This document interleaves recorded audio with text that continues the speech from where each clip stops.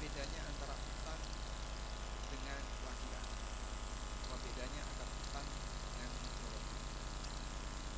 Lalu beralih kepada membacakan beberapa hadis motivasi antara si kaya dan si miskin. Bagaimana penjelasan yang diberikan Nabi SAW bagi mereka yang punya kemampuan, dan bagaimana motivasi yang diberikan Nabi SAW agar orang itu bersabar sehingga tidak melakukan utang bagi mereka yang membutuhkan. Berikutnya penjelasan bahwa utang di bawah mati. Jenazah tidak akan disolati karena utang. Alasan mengapa Nabi SAW tidak mau mensolati jenazah yang mati bawa utang. Bagaimana kalau utang sudah ditanggung oleh orang lain? Lalu utang negara siapa yang harus menanggung? Apakah kita akan ditagih di akhirat gara-gara negara kita punya utang? Sementara kan Bapak Ibu turut menikmati fasilitas yang telah diberikan oleh negara. Selanjutnya, penjelasan mengapa Nabi SAW berutang dalam hidupnya. Dan nanti akan ada kesimpulan bahwasanya utang itu halal walaupun tidak dianjurkan. Kemudian bagaimana tips agar mudah melunasi utang, mengenai pengaruh niat ketika seseorang berutang sehingga dia bisa dimudahkan untuk dilunasi utang. Lalu adab Al-Quran terkait utang, kemudian aturan utang macet. Berikutnya awalah atau pengalian utang. Kemudian beralih kepada pembahasan tentang akad rahen atau gadai. Ada apa saja dalam kaitannya dengan masalah akad gadai? Bisa nggak orang yang digadaikan otomatis menjadi hak milik ketika utang tidak dibayar? Kemudian penjelasan tentang antara utang dan riba berkaitan dengan masalah aneka hadiah karena transaksi utang. Kemudian penjelasan tentang antara utang dan inflasi. Lalu bolehkah bayar utang di Mesir? Maksud diantaranya adalah arisan di Mesir, karena arisan itu akad dasarnya adalah utang piutang. Kemudian pembahasan tentang utang dalam keluarga, suami utang istri atau istri utang suami. Jika salah satu punya utang, apakah pasangannya wajib menanggung utangnya? Suami punya utang, apakah istri wajib menanggungnya? Istri punya utang, apakah suami juga ikut wajib menanggungnya? Bagaimana kalau antara orang tua dan anak? Lalu pembahasan ketika ada sengketa utang, lupa jumlah nominal utang, ditagih punya utang tanpa bukti, mengklaim sudah lunas tapi tidak ada bukti. Selanjutnya zakat utang piutang. Baik. Dari sekian pembahasan ini, silakan Bapak Ibu pilih 4 saja karena waktu kita terbatas. Anda belum makan siang kan? Belum. Makanya jangan panjang-panjang. Baik. Silakan pilih 4 pembahasan. Utang dan inflasi 1. Ada lagi? Utang negara. Langsung itu ya. Menakutkan kan? Apa lagi? Utang dalam keluarga, sengketa utang. Baik, cukup ya, 4 ya. Tambah apa lagi? Baik, sekarang kita awali terlebih dahulu. Sebelum bahas 4 tadi, saya kasih bonus 1. Memahami akad utang. Dalam muamalah itu ada 2 istilah. Utang ini kan bahasa kita ya. Yang betul hutang atau utang? Hutang. Lihat KBBI.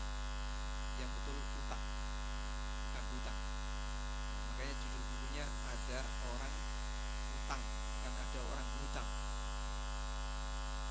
Jomblo atau jumlo tanpa D ya, yang sesuai KBBI jumlo.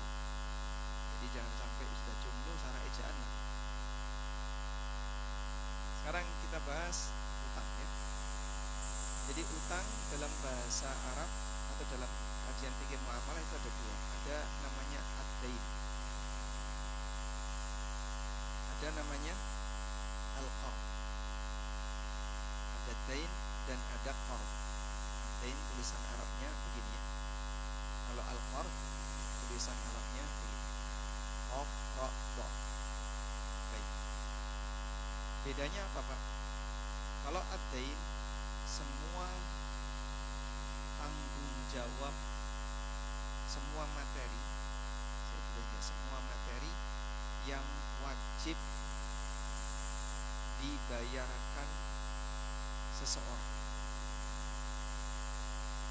di masa mendatang. Itu namanya dain.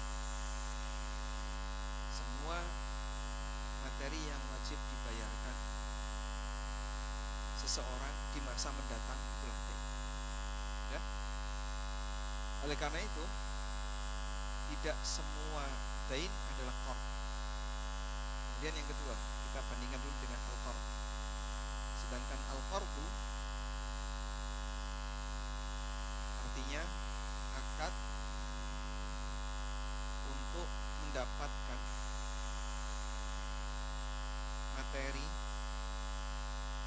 dari orang lain yang memindahkan kepemilikan,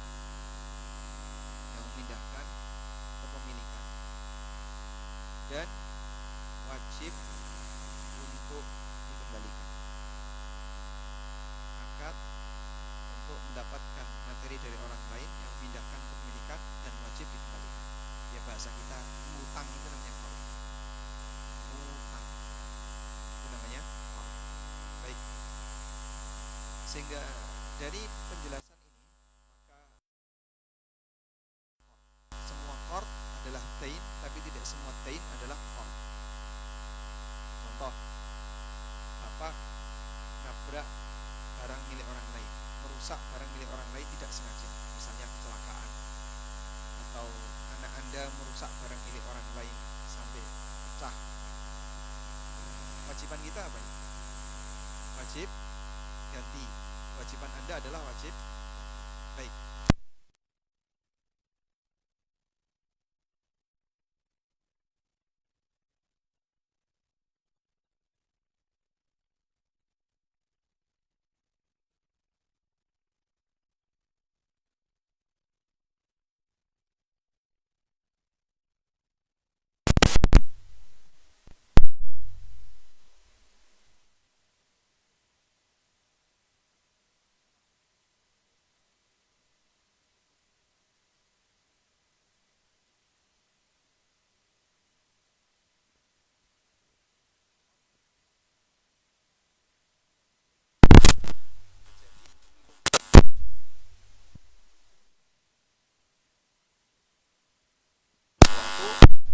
Bukan karena akad. Contohnya tadi ya, mecahin barang orang kan nggak pakai akad ya. Aku pecahin kacamu ya, itu saya ganti. Akad ya, kriminal. Tapi ketika itu terjadi di luar kesengajaan, misalnya kecelakaan atau anak kita merusak barang orang, secara status tidak disalahkan, hanya saja kita wajib ganti rugi. Kenapa wajib ganti rugi? Karena kita merusak barang orang. Ada pertanyaan begini, di sebuah etalase tertulis memecahkan sama dengan membeli. Salah atau benar?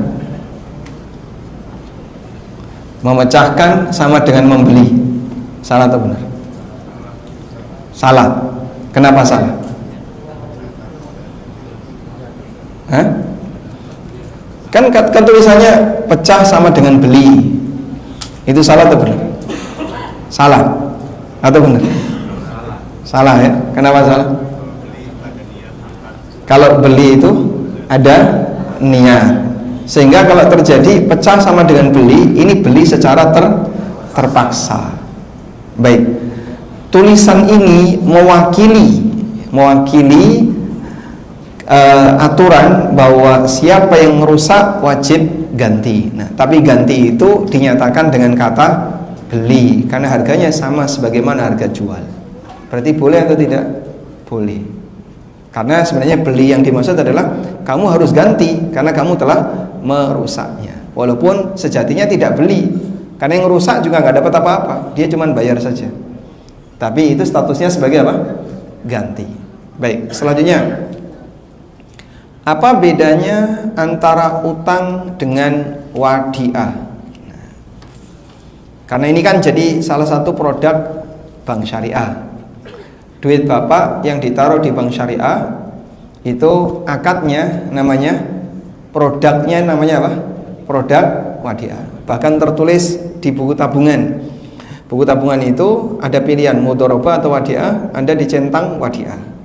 Pertanyaannya, apa bedanya utang dengan wadiah? Apa bedanya utang dengan wadiah? Baik, tidak ada hadiahnya ya. Ada yang bisa jawab? Apa perbedaan antara utang dengan wadiah? Pindah kepemilikan, betul sekali. Jadi utang dan wadiah, titik bedanya adalah pindah kepemilikan. Dah? Kalau utang itu pindah hak milik. Pindah hak milik. Sedangkan wadiah statusnya tidak pindah hak milik. Sudah? Pertanyaannya, boleh nggak barang titipan itu dipakai? Boleh nggak barang titipan itu dipakai? Hah? Ya, dipakai oleh orang yang dititipi. Boleh atau tidak? Tidak, kecuali dengan izin yang menitipkan. Sehingga saya titip mobil di tempat Bapak.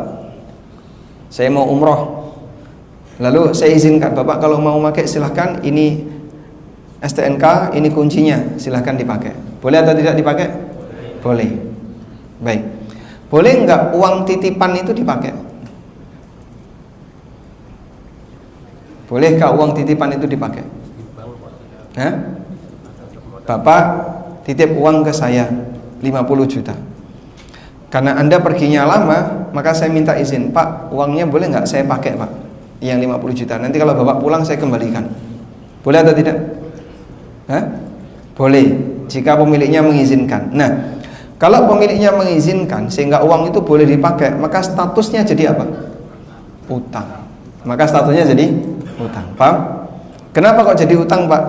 Karena sesuatu yang habis pakai, jika dimanfaatkan oleh orang lain, dimanfaatkan habis pakai, statusnya utang. Tapi kalau sesuatu yang tidak habis pakai, ketika dimanfaatkan oleh orang lain, statusnya pinjam. Barang ini saya titipkan ke Bapak, lalu Bapak pakai barang ini setelah dapat izin dari saya, maka statusnya dari akad wadiah pindah ke akad pinjam meminjam. Uang ini saya serahkan ke Bapak, statusnya titip. Nah, ketika Bapak minta izin untuk memakai, maka dari akad wadiah pindah jadi utang. Jelas atau belas? Paham insyaallah? Baik, alhamdulillah. Selanjutnya, jika wadiah itu tidak pindah hak milik, berarti kan hukum asalnya nggak boleh dipakai. Hukum asalnya tidak boleh dipakai. Pertanyaannya, saat Anda nabung di bank syariah dengan produk wadiah, uangnya itu dimanfaatkan bank atau tidak? Dimanfaatkan atau tidak? Ya? Dimanfaatkan. Kenapa dimanfaatkan? Diputar-putar. Dimanfaatkan bank atau tidak? Apakah bank minta izin kepada Anda? Pernah nggak ditelepon, Pak, duit Bapak 1M kita gunakan dulu ya Pak? Pernah? Tidak. Baik. Terus di posisi itu berarti apa hakikatnya? Hakikatnya utang. Kenapa Pak? Karena begini, dalam regulasi perbankan, uang nasabah itu menjadi properti bank. Uang nasabah itu statusnya jadi properti bank, sehingga bank bebas memakai uang itu secara regulasi perbankan karena statusnya adalah propertinya bank. Makanya nggak perlu izin kepada nasabah. Ini membuktikan bahasanya dana yang kita taruh di bank ini statusnya adalah dana utang, bukan dana wadiah. Paham Pak? Maka walaupun diberi nama wadiah, tapi hakikat akadnya utang. Sehingga dana nasabah di bank syariah yang itu disebut sebagai wadiah, begini, hakikatnya utang. Baik, kenapa kok hakikatnya utang? Karena tadi bank diberi kebebasan untuk menggunakan dana itu tanpa harus izin kepada nasabah, dan itu karena aturannya dana tersebut jadi miliknya bank. Jelas atau belas? Jelas. Sekarang kita beralih. Utang dan modal, mudharabah. Apa perbedaan yang paling mendasar antara utang dengan mudharabah? Apa beda yang paling mendasar antara utang dan mudharabah? Ya, bagi hasil itu konsekuensi. Tapi perbedaannya, karena beda ini maka yang satu boleh ada bagi hasil, yang satu tidak boleh ada bagi hasil. Bedanya adalah di penjaminan. Bedanya di penjaminan. Maksudnya penjaminan gimana, Pak? Maksudnya penjaminan adalah utang itu dijamin, sehingga terjadi resiko apapun utang wajib dikembalikan. Ya? Berbeda dengan modal. Kalau modal statusnya tidak boleh dijamin. Maka kalau orang menerima modal, berapapun yang dia terima, modal tidak boleh dijamin. Artinya gimana, Pak? Siapapun yang memberikan modal, maka dia harus siap dengan resiko rugi. Karena itu dalam akad mudharabah atau permodalan, di sana ada kaidah. Apa kaidahnya? Peluang untung sama dengan resiko rugi. Sehingga siapa yang ingin peluang untung, maka dia harus siap dengan resiko rugi. Jelas ya? Maka siapa yang ngasih modal ke orang lain, saya kalau untung mau, tapi kalau rugi tolong kembalikan modalnya minimal seperti yang saya berikan. Boleh nggak kayak gitu? Tidak.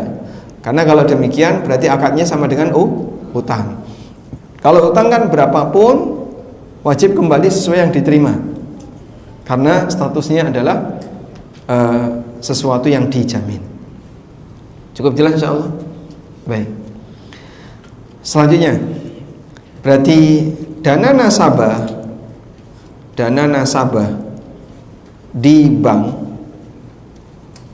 bisa nggak, Pak, dijadikan sebagai modal? Apakah dana nasabah di bank itu bisa disebut sebagai modal sehingga nanti punya hak bagi hasil? Secara aturan bisa nggak di Indonesia? Ya, baik. Dana nasabah di bank itu dijamin. Bahkan bank mendaftarkan dirinya ke LPS, Lembaga Penjamin Simpanan.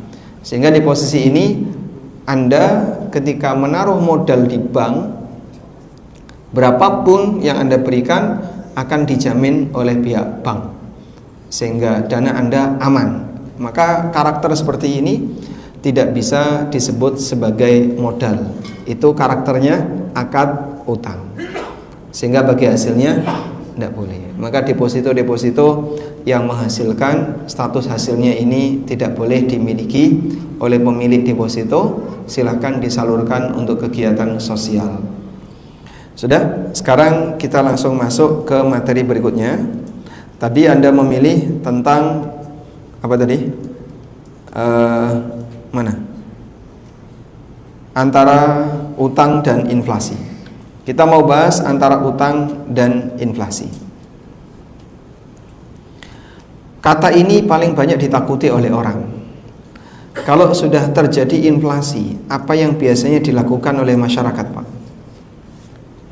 Kalau sudah terjadi inflasi, apa yang dilakukan oleh masyarakat? Ya, cek harga kurs dolar, Masya Allah. Sehingga setiap hari dia cek kurs dolar. Begitu ketakutannya dengan inflasi, maka dia selalu pasang siaga.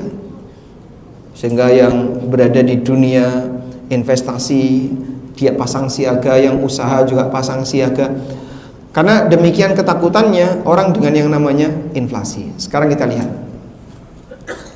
Inflasi ini sudah pernah ada di zaman Nabi SAW. Diceritakan dalam sebuah hadis yang sahih, Anas bin Malik radhiyallahu anhu pernah mengatakan,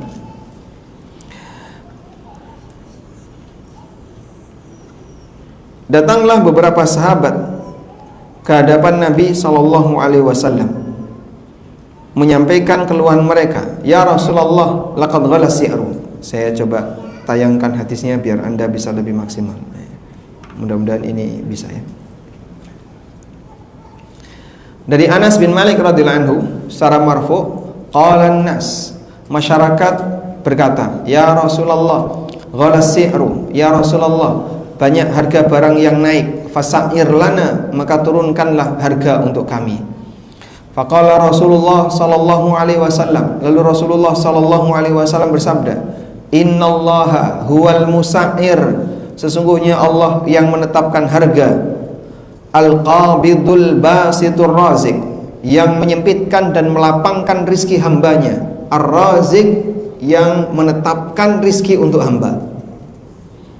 Wa inni la arju an alqallaha, dan aku berharap bisa ketemu Allah. Wa laisa ahadun minkum yutalibuni bimadlamatin fi damin wala malin, dan tidak ada seorang pun di antara kalian yang menuntutku disebabkan karena kedzaliman dalam masalah darah atau dalam masalah harta. Hadis sahih riwayat Abu Dawud, Tirmidzi, Ibnu Majah dan Ahmad. Baik, coba kita lihat di sini ya. Bagaimana sikap Nabi SAW ketika terjadi inflasi? Sampai sahabat datang kepada beliau, mengadukan kepada beliau agar harga itu diturunkan. Apakah Nabi SAW menurunkan harga? Ternyata tidak. Yang beliau lakukan memberi pemahaman bagi para sahabat mengenai hakikat dari inflasi. Bagaimana cara beliau memberi pemahaman? Bapak lihat ini ya.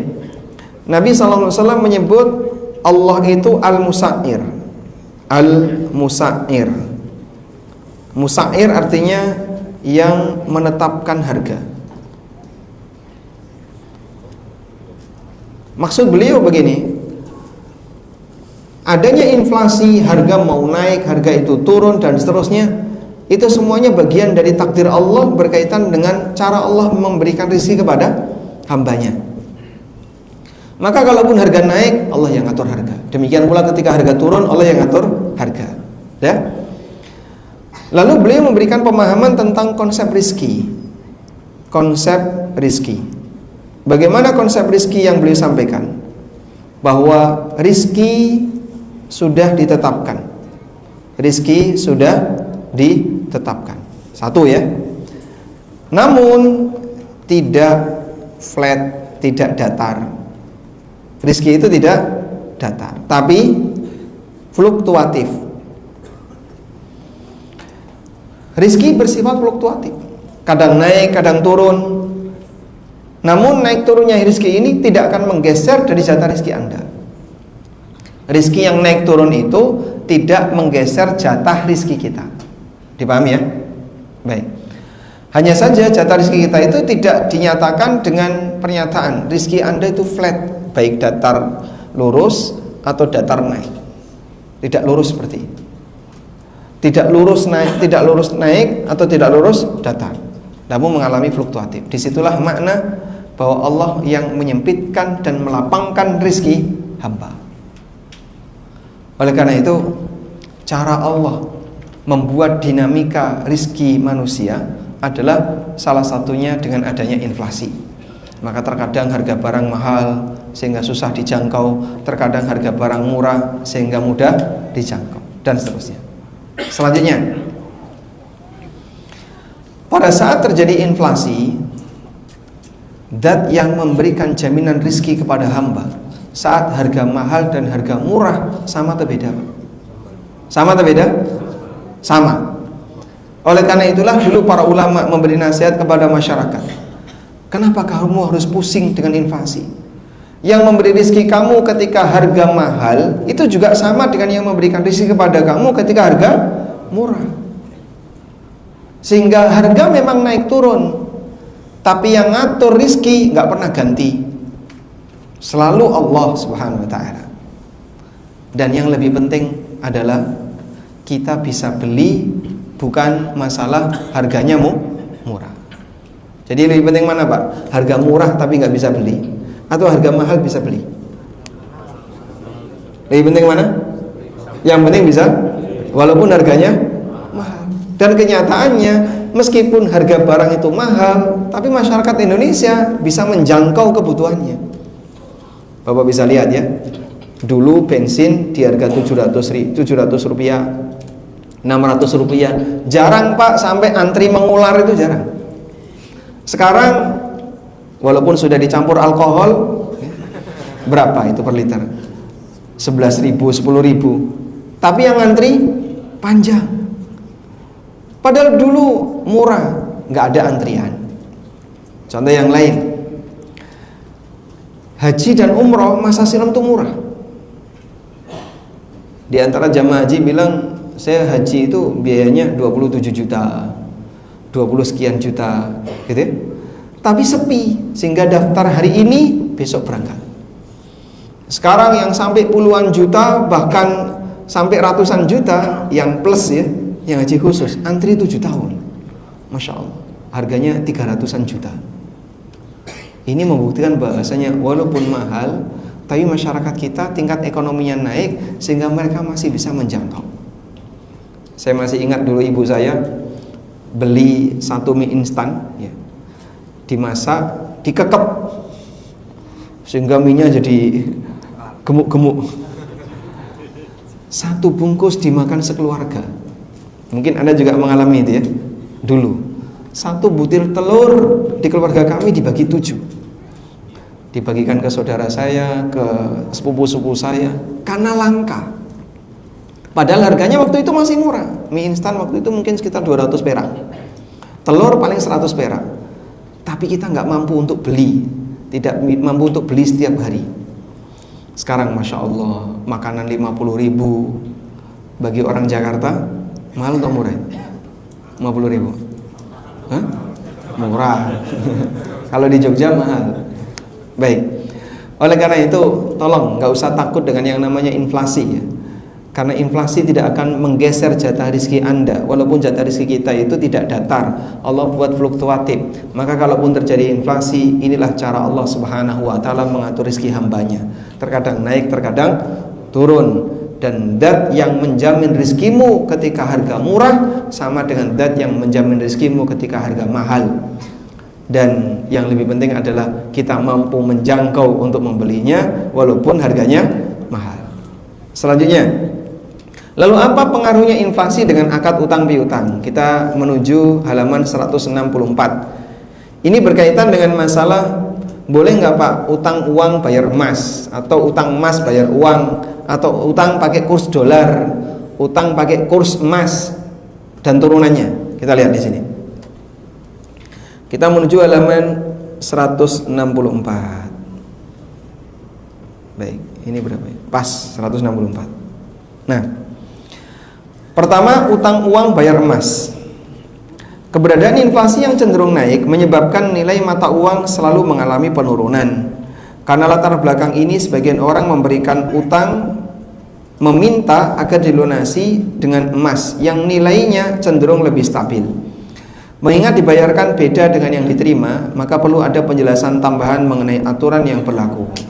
Kaidahnya begini. Kaidah utang. Kaidah utang.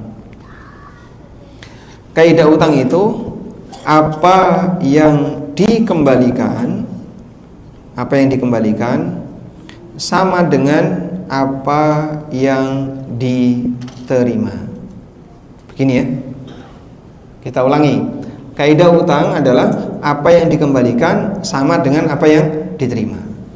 Ini menjawab banyak kasus. Pak, kemarin saya utang saudara 10 juta.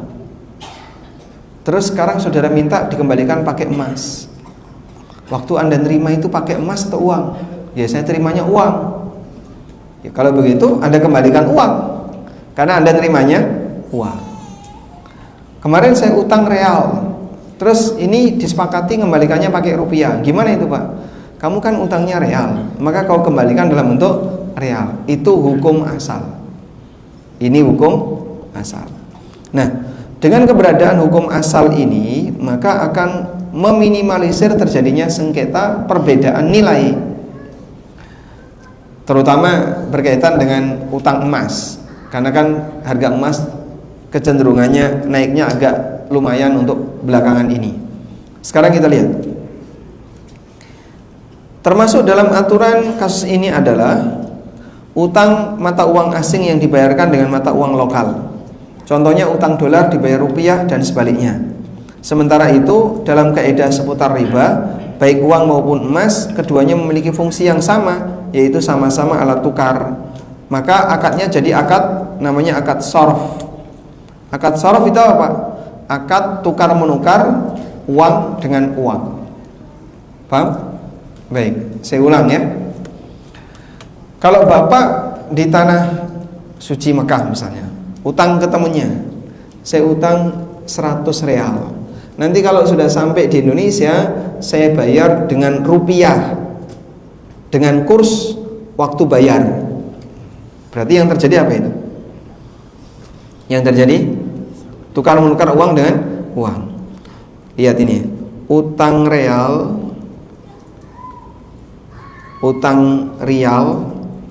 bayar rupiah.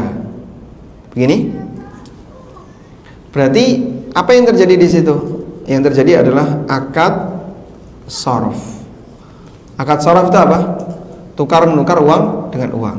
Sehingga Anda menukarkan real Saudi ditukar dengan rupiah Indonesia. Jadinya Pak, ini wajib apa? Tunai. Kalau dalam aturan fikih muamalah, uang ditukar uang itu wajib tunai. Tapi kan tidak mungkin wajib tunai, gimana? Yang ini di Saudi misalnya, ini di Saudi, yang ini di Jakarta. Gimana Pak akan tunai? Sementara beda tempat dan beda waktu. Kalau seperti ini yang terjadi, maka statusnya riba nasi'ah. Jika tidak tunai, ya, jika tidak tunai, maka jadinya riba nasi'ah. Riba nasi'ah itu apa sih Pak?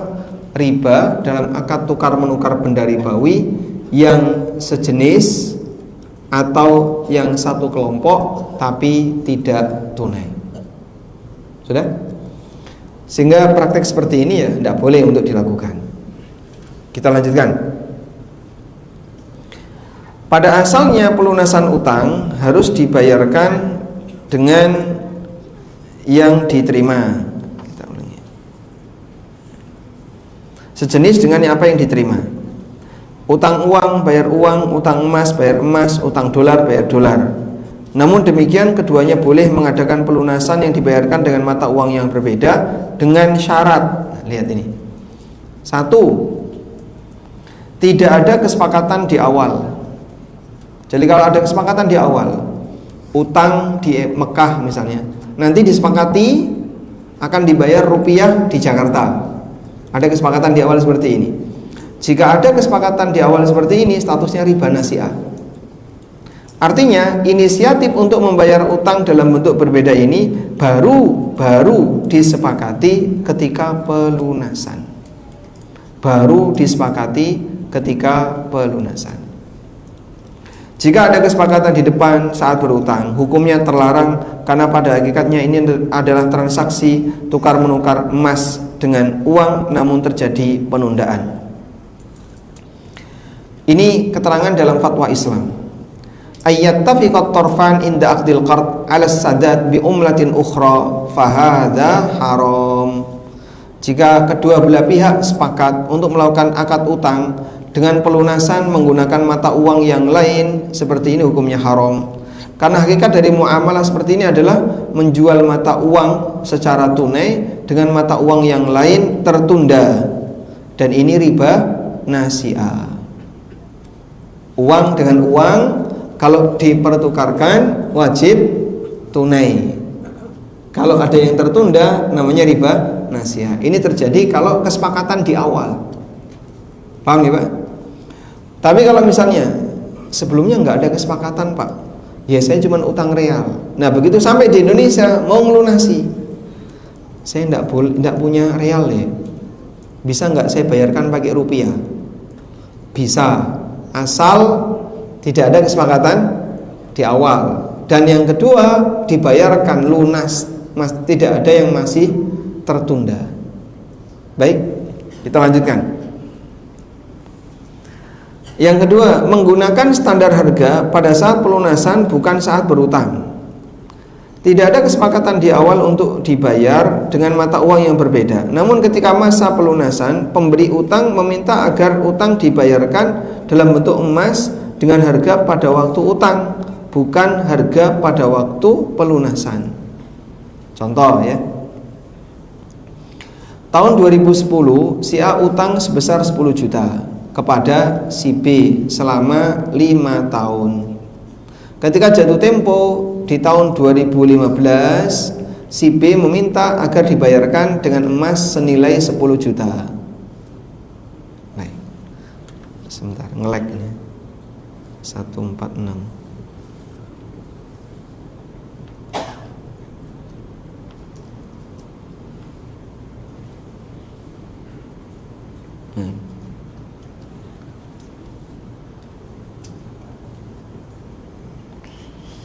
Kita ulangi. Tadi halaman berapa?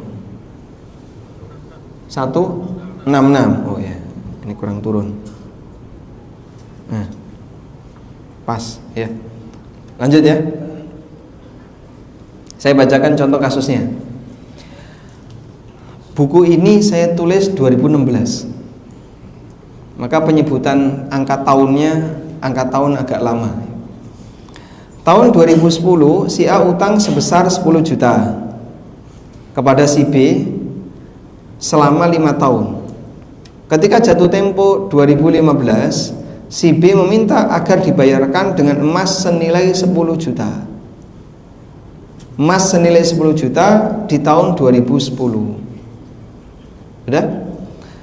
Dengan adanya kesepakatan ini, beban utang si A menjadi lebih besar daripada uang yang dia terima. Para ulama melarang model transaksi semacam ini dengan dua alasan. Satu, pada asalnya praktek ini termasuk jual beli emas secara tidak tunai, di mana uang diserahkan tahun 2010, sementara emasnya diserahkan tahun 2015. Paham ya? Karena tadi dia apa? Minta emas kapan? Di tahun saat utang. Itu kan berarti sama dengan dia beli emas tapi diserahkan nanti, bayarnya sekarang diserahkan nanti. Itu sama dengan sorf, emas dengan uang, tapi tidak tunai. Uangnya sekarang, emasnya 5 tahun ke depan. Ini transaksi yang tidak diperbolehkan. Yang kedua, akan ada selisih antara utang yang diterima dengan nilai pelunasannya. Jika harga emas naik, si A akan membayar lebih dari 10 juta, dan kondisi semacam ini termasuk riba utang piutang. Baik, insya Allah bisa dipahami Pak. Nah, dan seperti ini cukup banyak ya. Misalnya tahun 2000 utangnya 20 juta, emas di tahun 2000 per gram harganya 300.000, dibayar 2025, kurang 6 hari lagi. Sudah? Harga emas 2.300.000, jauh sekali selisihnya. Terus gimana itu Pak? Kan jauh sekali selisihnya. Ya pokoknya harus pakai harga emas. Sehingga 20 juta tahun 2000, anggaplah dapat emas berapa itu? 700 gram. Ya, misalnya 700 gram. Udah dibayarkan pakai emas 700 gram 2025. Masya Allah. Jual rumah. Nah ini contohnya ketika di situ ada perbedaan serah terima antara yang diterima saat utang dengan yang dibayarkan, memicu sengketa seperti ini. Terus sebaiknya gimana Pak kalau terjadi kayak gitu Pak? Nah inilah beratnya menyelesaikan sengketa utang jika terlalu panjang waktunya. Salah satu saudara nenek kami, nenek saya punya saudara, itu transaksi jual beli tanah. Jadi bibi dari bapak saya ya, itu menjual tanah di tahun 73 atau berapa? 70-an. Dan dibayarkan tahun 2016. Masya Allah. Selisihnya jauh sekali. Dulu waktu itu tanah per meter 30.000. Sekarang atau sekitar 2016 tanah itu per meter ya sekitar 2 juta. Bingung akhirnya karena terlalu panjang. Makanya kalau utang itu terlalu panjang, sebaiknya yang diserahkan benda atau materi yang sifatnya lebih stabil. Anda serahkan emas, atau Anda serahkan dolar, atau Anda serahkan mata uang yang lain, sudah? Nah, maka dia bayar dengan seperti apa yang dia terima. Cukup jelas insyaallah? Paham ya? Baik. Nah, di sini para ulama menjelaskan seperti itu. Inflasi. Kalau masih di angka normal, disebut normal apabila kurang dari sepertiga berarti kurang lebih 33%. Kalau angka inflasinya masih kurang dari 33%, maka tidak bisa ngoreksi utang. Tidak bisa ngoreksi utang. Yang kedua, terjadi hiperinflasi, inflasi yang terlalu berlebihan. Nah, seperti ini bisa ngoreksi utang. Saya tulis yang ngoreksi ya. Ngoreksi utang itu maksudnya gimana Pak? Ya nggak bisa dibayarkan seperti harga dulu. Utangnya berapa? 200.000. Tahun berapa dia ngutang? 74. Mau dibayar 2025. Udah kasih aja 200.000. Siapa yang nangis? Hah? Yang meminjamkan. Dia akan menanggung kerugian yang sangat besar. Maka kalau terjadi hiperinflasi, kita kembalikan kepada solusi anti riba. Solusi anti riba ini disebutkan oleh Allah Subhanahu wa taala di surat Al-Baqarah. Ayat berapa, Pak? Falakum ru'usu amwalikum la tadlimuna wa la tudlamun. Kalian berhak untuk mendapatkan ru'usu amwalikum, modal dari harta kalian. La tadlimuna wa la tudlamun. La tadlimun wa la tudlamun.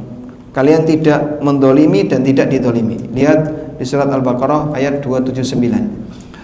Fa illam taf'alu fa'dhanu biharbin minallahi wa rasuli. Kalau kalian tidak mau meninggalkan riba, umumkan perang dengan Allah dan Rasulnya.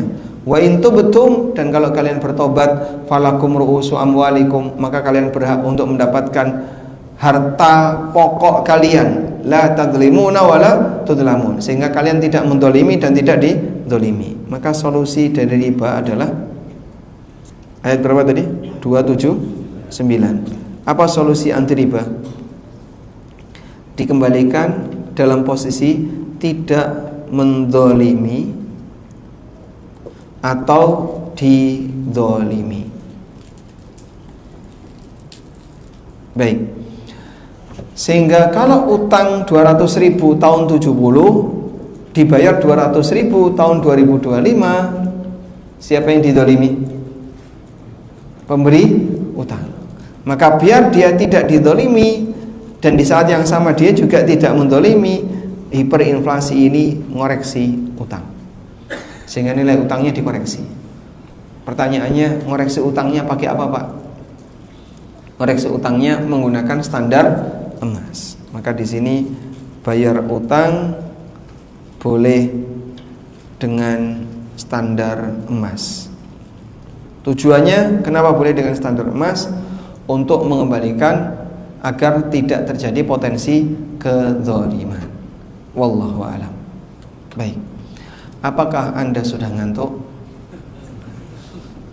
Sudah ya? Insyaallah, nggak boleh lama-lama ini.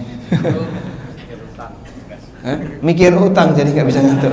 Insyaallah. Kita lanjutkan ya. Saya anggap invasi sudah selesai.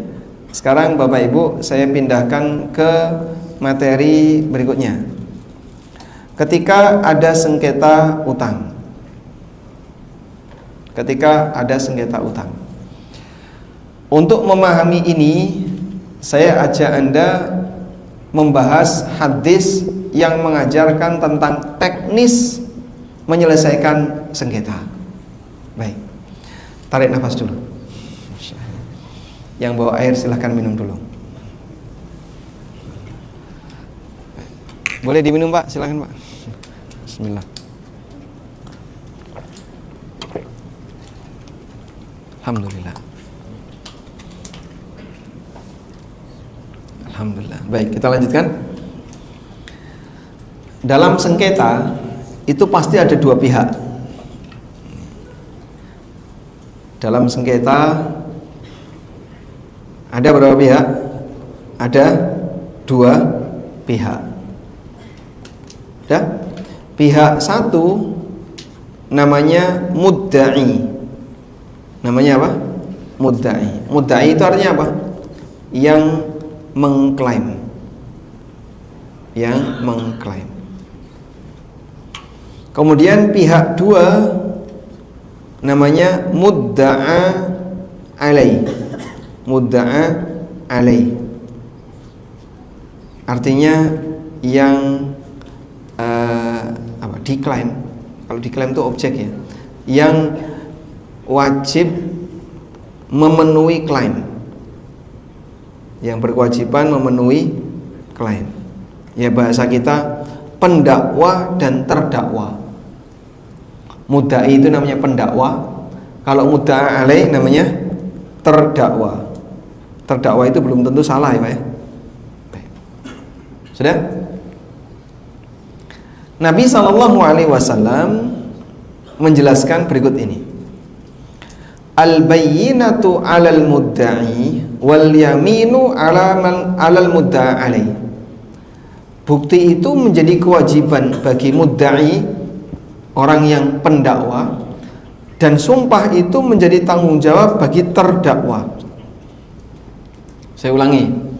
Bukti itu menjadi kewajiban bagi pendakwa, dan sumpah itu tanggung jawab terdakwa. Sudah? Baik, ditelan dulu ya apa adanya ya. Hadis ini menjadi hadis sentral berkaitan dengan panduan bagaimana cara menyelesaikan sengketa. Bisa memahami hadis ini, insya Allah Anda bisa jadi hakim. Karena ini hadis utama bagaimana cara memahami sengketa. Baik, hadisnya sahih riwayat At-Tirmidzi, Ad-Daruqutni dan yang lainnya. Kita lanjutkan. Apa tadi kewajiban pendakwa? Pendakwa kewajibannya apa? Wajib mendatangkan bukti. Apa yang menjadi kewajiban terdakwa? Dia bisa membersihkan dirinya dengan sumpah. Baik, pertanyaannya, antara yang berkewajiban mendatangkan bukti dengan orang yang cukup bersumpah, mana yang lebih berat tanggung jawabnya? Mana yang lebih berat tanggung jawabnya? Hah? Sumpah atau bukti? Mana yang lebih berat tanggung jawabnya? Bukti Pak, karena dia harus mendatangkan bukti.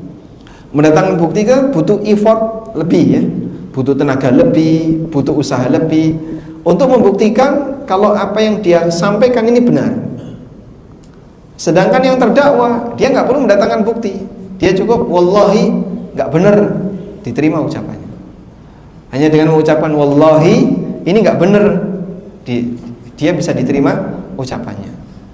Dia tidak perlu effort apapun selain hanya mengucapkan sumpah. Ini kajian fikih Pak ya, bukan kajian akidah ya. Kalau kajian akidah kan berkaitan dengan konsekuensi kamu di akhirat dan seterusnya. Kalau fikih ini mana menang mana kalah. Paham? Baik. Sehingga apabila orang itu berani bersumpah dan dia di posisi sebagai terdakwa, dia bisa menang walaupun tidak mendatangkan bukti. Paham? Baik, ditelan dulu ya. Nanti kalau ada contoh baru insya Allah bisa dipahami dengan baik. Selanjutnya, setelah seperti ini, maka muncul pertanyaan, lalu apa batasan antara pendakwa dan terdakwa? Apa batasan antara pendakwa dengan terdakwa? Batasannya, pendakwa adalah orang yang tidak sesuai kondisi normal. Orang yang tidak sesuai kondisi normal. Pendakwa itu adalah orang yang dalam posisi tidak sesuai kondisi normal, itu pendakwa. Sedangkan terdakwa orang yang sesuai kondisi normal. Baik, sekarang saya kasih contoh biar Bapak gampang untuk memahami. Perhatikan ya. Yang merem melek dulu. Saya sedang duduk di sini. Tiba-tiba si A masuk dari pintu belakang langsung ke depan ngambil tas di sebelah saya. Kemudian dia lari keluar. Tak kejar. Pak, itu tas saya. Si A bilang, oh enggak, ini tas saya. Itu tas saya. Saya. Hanya rebutan. Ya. Lalu datang ke tempat Bapak. Ini A, ini B. Yang duduk ini B, yang ini A. Yang ngambil tas tadi A. Sudah? Bapak sebagai hakim, siapa yang harus mendatangkan bukti? A atau B?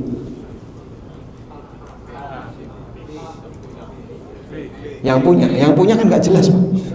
Kalau sudah jelas yang punya, beres sudah. Hah? Yang mendatangkan bukti A atau B? B duduk, A datang. A ngambil tas di sebelah B, sudah? Terus dia keluar, dikejar sama B. Wahai A, itu tas saya. Kata A, oh enggak, ini tas saya. Sudah? Terus mereka bersengketa di depan Bapak. Pertanyaannya, siapa yang harus mendatangkan bukti? A atau B?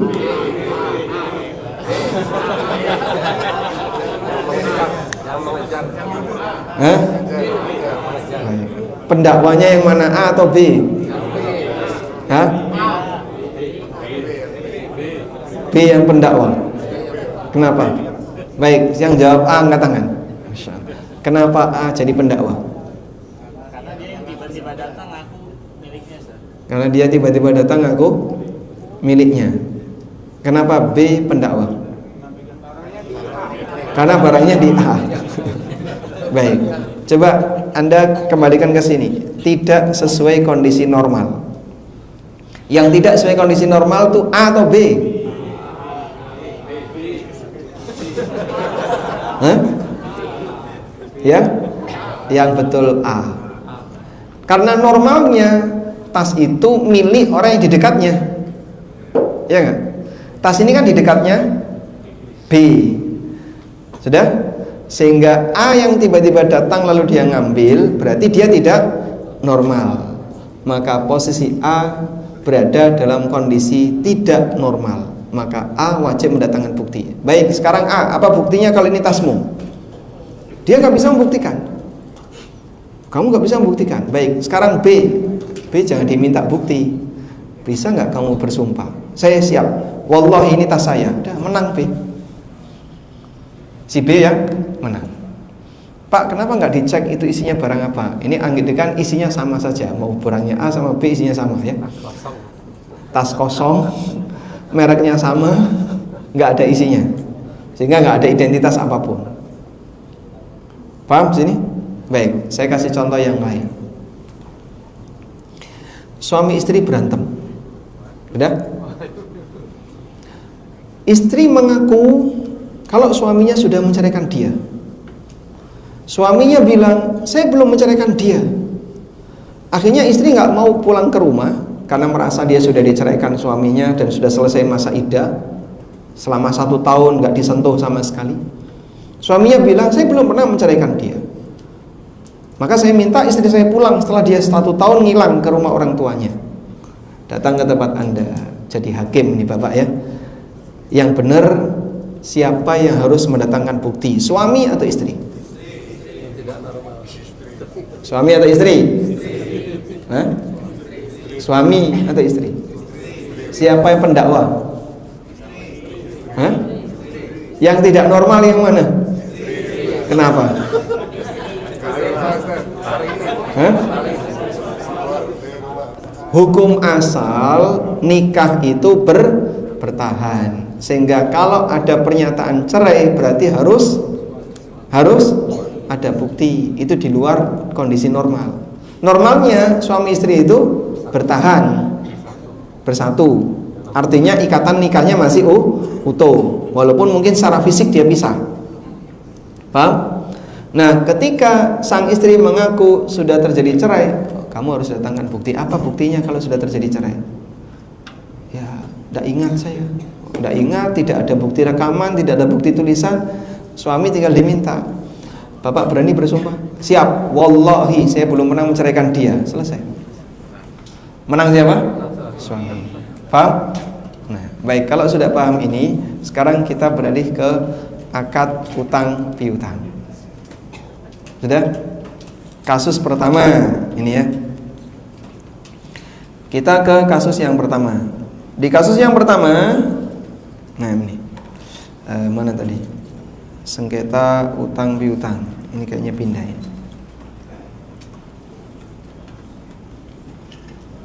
Halaman berapa, Pak?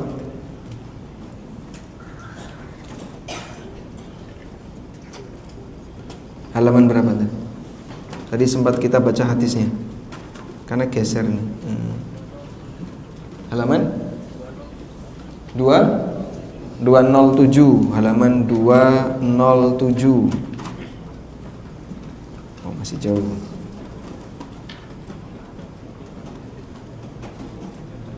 Hmm.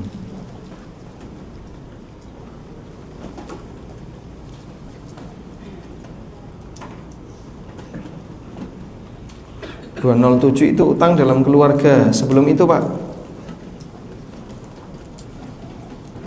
sebelum utang dalam keluarga,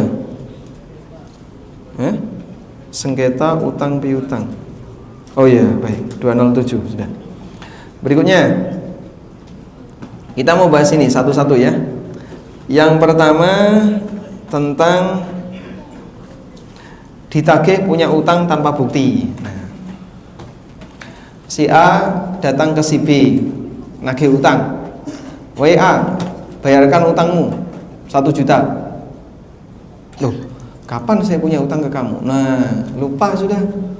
Kamu tuh punya utang ke saya 1 juta, cuman kamu lupa. Enggak kok, saya enggak merasa punya utang ke kamu. Baik, lalu datang ke tempat Bapak. Pertanyaannya, siapa yang harus mendatangkan bukti? Yang nagih atau yang lupa? Yang nagih. Kenapa? Hukum asalnya manusia tidak punya utang. Hukum asalnya manusia tidak punya utang. Sudah? Karena hukum asalnya manusia tidak punya utang, jika ada orang yang mengklaim punya utang, berarti dia wajib mendatangkan bukti. Yang mengklaim punya utang berarti dia wajib mendatangkan bukti. Maka yang nagih tadi dimintai bukti. Bisa nggak kamu mendatangkan bukti kalau si A ini punya utang? Tidak ada buktinya, Pak. Kemarin itu saling percaya saja, saya cuma ngasih, tapi saya nggak punya bukti sama sekali. Nah, kalau nggak ada buktinya kayak gini ya, gimana kamu bisa menang dalam sengketa? WA, berani nggak kamu bersumpah kalau kamu nggak pernah utang? Siap. Wallahi, aku nggak pernah utang sama dia. Selesai. Menang mana? A. Sehingga A tidak perlu mendatangkan bukti. Paham? Baik, kasus kedua. Si A nagih utang ke si B karena belum lunas.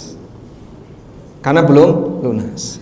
Dia datang ke B. Wahai B, utangmu kurang 500 ribu. B bilang, sudah lunas kok, masih ditagih 500 ribu. Loh, kamu lupa, kurang 500. Enggak, saya ingat betul, saya sudah lunas.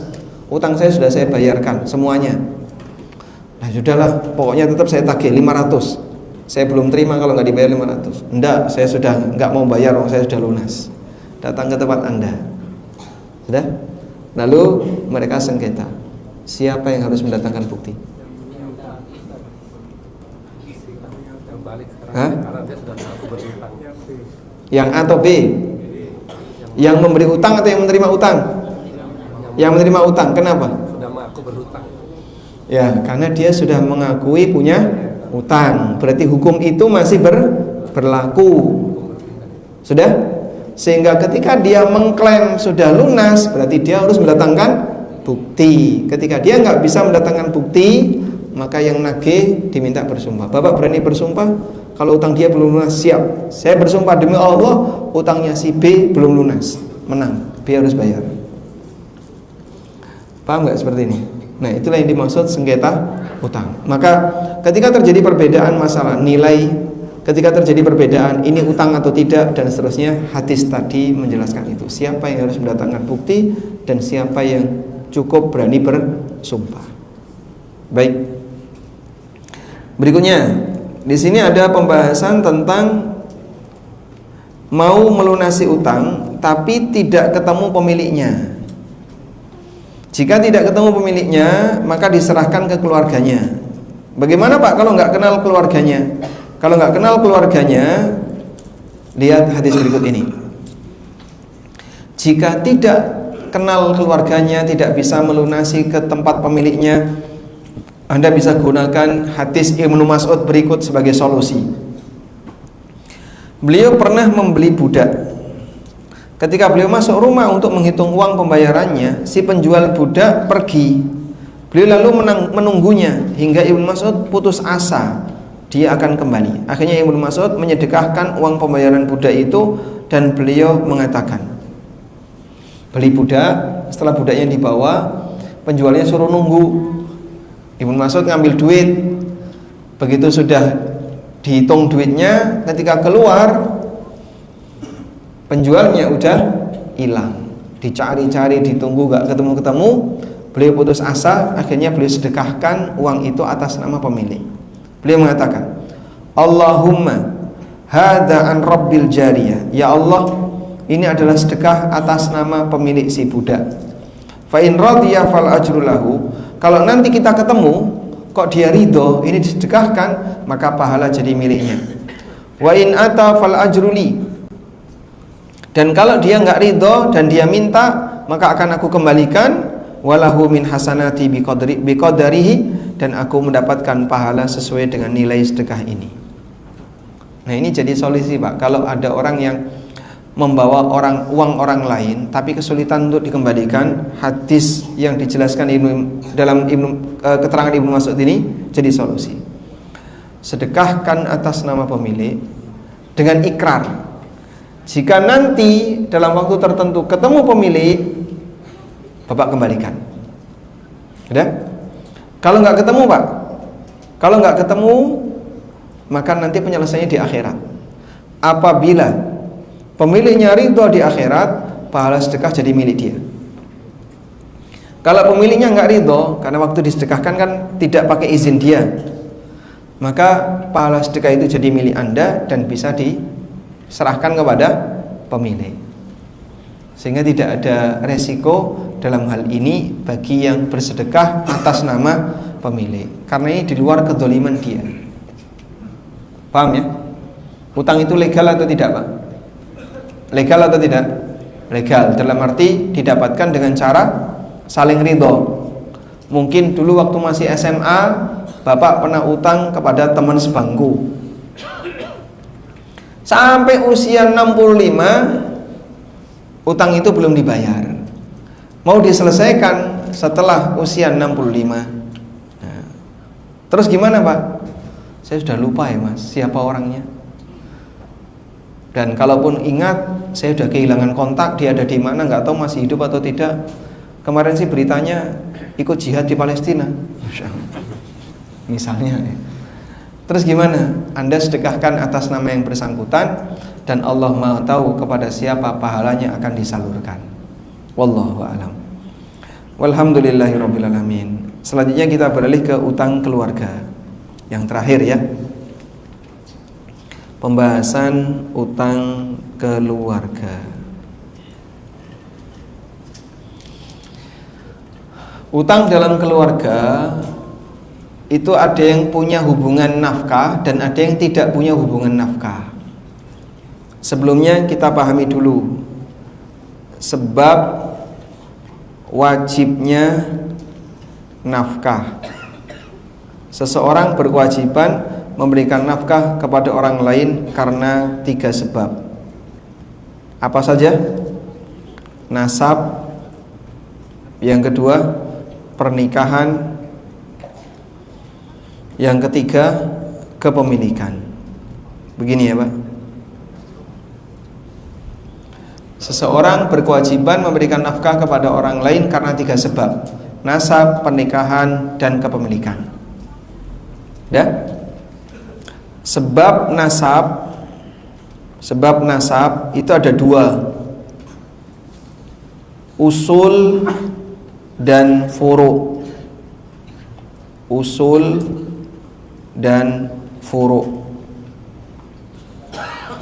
Usul itu semua orang yang ada di atas kita, bapak, ibu, kakek, nenek, buyut, dan seterusnya. Furu itu semua orang yang berada di bawah kita, anak, cucu, cicit, udeg-udeg, gantung siwur, dan seterusnya ke bawah. Baik.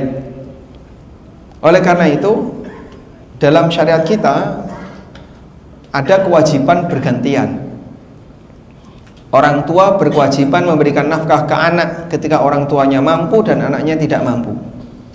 Anak berkewajiban memberikan nafkah ke orang tua jika anaknya mampu dan orang tuanya tidak mampu. Baik. Selanjutnya, sebab pernikahan hanya 1. Nafkah karena sebab pernikahan hanya 1. Siapa itu? Istri. Dan tidak berlaku sebaliknya. Sehingga suami berkewajiban memberikan nafkah kepada istri, tapi tidak berlaku sebaliknya. Maka istri tidak wajib memberi nafkah ke suami, walaupun istrinya lebih kaya daripada suaminya. Baik. Kemudian ada sebab kepemilikan. Sebutkan contoh kita wajib memberi nafkah karena sebab kepemilikan. Budak. Kan nggak ada Pak zaman sekarang. Yang lebih real di zaman sekarang, hewan piaraan. Maka siapa yang memelihara binatang, dia wajib memberikan nafkah kepadanya. Oleh karena itu, kalau orang memelihara sapi dan dia nggak bisa ngasih makan karena harga rumputnya mahal, maka pilihannya 2: sapinya dijual atau sapinya dimakan. Karena kalau dia biarkan sapinya kelaparan, maka dia menyiksa. Baik, pertanyaannya sekarang, boleh nggak ngasih zakat ke pembantu rumah tangga? Boleh nggak ngasih zakat ke ART?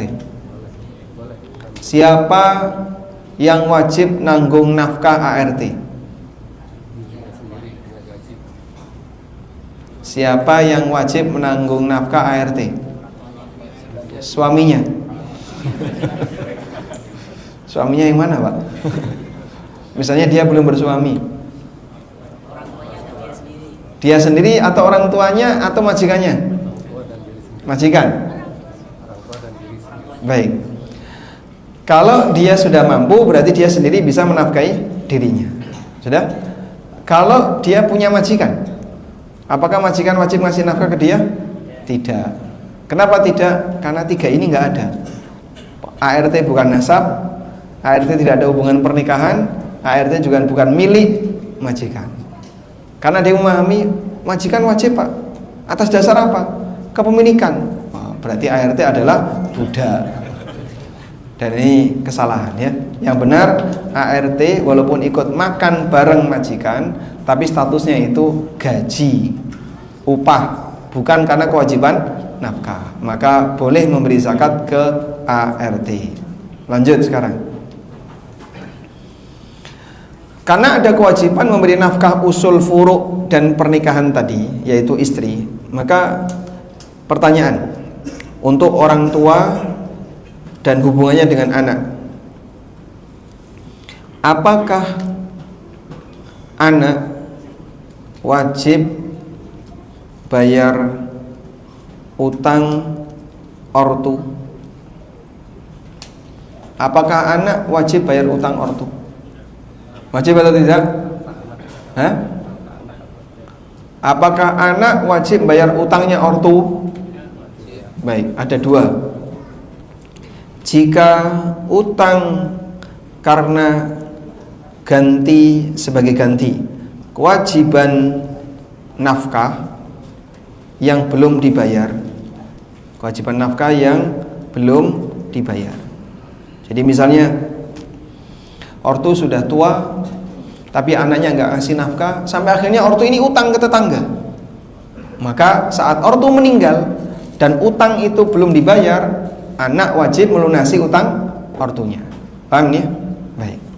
Berarti sebaliknya, jika utang di luar kebutuhan nafkah, misalnya ortunya punya hobi belanja, padahal dia sudah dinafkahi oleh anaknya, maka anak tidak wajib bayar. Baik.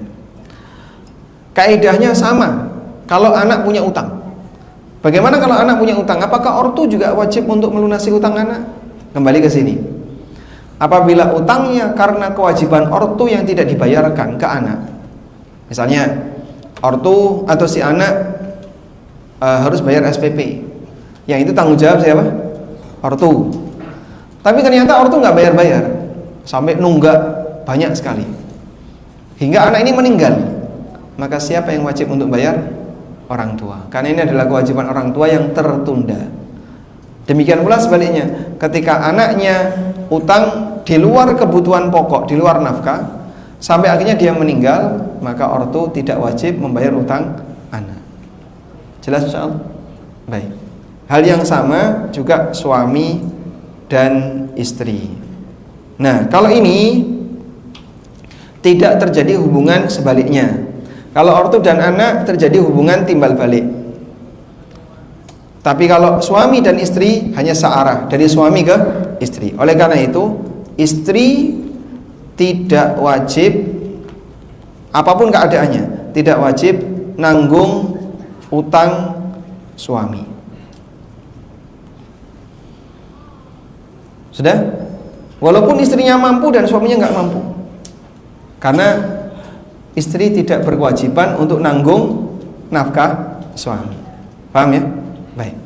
Lalu bagaimana dengan sebaliknya? Apakah suami wajib nanggung utang istri? Ini kembali kepada tadi. Kalau utangnya karena ganti nafkah, sang suami tidak memenuhi nafkah kepada istrinya secara normal, sehingga sampai nafkahnya kurang, maka wajib dibayar. Wajib dibayar suami. Dan sebaliknya, kalau utangnya di luar kewajiban nafkah, maka suami tidak wajib bayar. Selesai insyaallah, Pak? Baik. Pertanyaannya, berapa batas usia orang tua wajib memberi nafkah ke anaknya? Hah? Yang benar tidak ada. Sehingga selama anak itu tidak mampu dan orang tuanya mampu, maka anak wajib ngasih nafkah ke orang tua. Pertanyaan sebaliknya, berapa batas usia anak memberi nafkah kepada orang tuanya? Sampai balik, Pak. Berarti flashback nanti usianya ya. Maka balik itu bukan batas usia nafkah. Buktinya apa? Anak wajib ngasih nafkah ke orang tua. Orang tuanya sudah balik belum, Pak, itu, Pak? Baik. Sehingga ketika anaknya mampu dan orang tuanya tidak mampu, maka anak wajib memberi nafkah ke orang tuanya. Selanjutnya, apakah anak perempuan wajib ngasih nafkah ke orang tuanya yang laki-laki? Wajib atau tidak? Hah? Wajib atau tidak? Baik, pertanyaan yang lain. Apakah seorang ibu janda wajib memberikan nafkah kepada anak laki-laki? Ya? Tidak atau wajib? Ya. Jadi urusan nafkah itu tidak mengenal gender. Yang dibedakan laki perempuan dalam nafkah itu hanya suami istri. Kalau usul furu, usul itu apa? Semua yang di atas. Furu, semua yang di bawah. Itu tidak mengenal laki perempuan. Maka anak perempuan kaya mampu wajib ngasih nafkah ke orang tuanya yang nggak mampu. Seorang ibu yang kaya, yang mampu, dia punya anak laki-laki yang tidak mampu, dia wajib ngasih nafkah ke anaknya yang tidak mampu. Karena hubungannya usul dan furu. Dan ini tidak ada hubungannya laki dan perempuan. Yang ada hubungannya laki dan perempuan itu suami istri. Begini? Baik, kalau mertua nggak ada kewajiban sama sekali. Saudara, mertua, paman, bibi, kita tidak ada kewajiban untuk ngasih nafkah kepada mereka. Karena ini bukan usul furu. Paham ya? Sehingga kalau saudara nggak mampu, Pak, kita ngasih ke saudara, statusnya bukan nafkah, hadiah atau sedekah atau yang lainnya. Wallahu a'lam. Walhamdulillah, semoga jelas ya.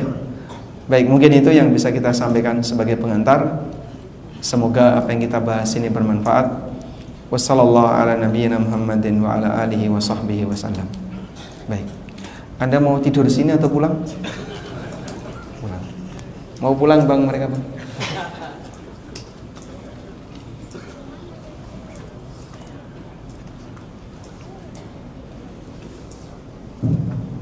Insyaallah langsung masuk ke sesi tanya jawab, Ustaz. Tanya jawab dulu. Iya. Baik. Sampai jam berapa kita? Ustaz sampai jam berapa? Asar jam berapa? Oh, masih lama. Silakan, Ustaz. Saya kira jam 3 asar. Baik, silakan.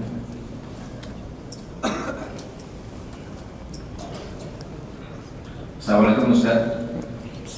Saudara saya punya hutang ke bibi saya. Kedua bibi saya meninggal dunia, tapi belum dibayar dengan kondisi tidak punya anak. Orang tua nenek masih hidup. Suami bibi saya sudah pulang ke kampung halaman karena sakit stroke. Jika saudara saya membayar hutangnya,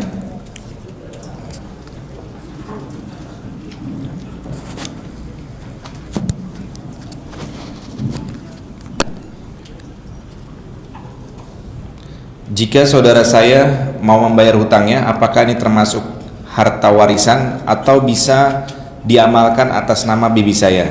Mohon penjelasan tata cara pembayaran yang seharusnya, Ustaz. Baik, Bapak lihat ini harus pakai skema ya biar bisa lebih detail. A, B.